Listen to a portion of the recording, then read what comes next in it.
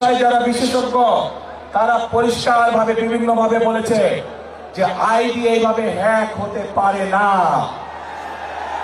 একটি রাজনৈতিক দলের একজন সিনিয়র নেতা জনগণের সামনে নির্বাচনের আগে এইভাবে মিথ্যা কথা বলছে, দলটি পর্যন্ত মিথ্যা কথা বলছে তাদের আইডি বলে হ্যাক হয়ে গেছিল, অথচ আইডি হ্যাক হয়নি তাদের।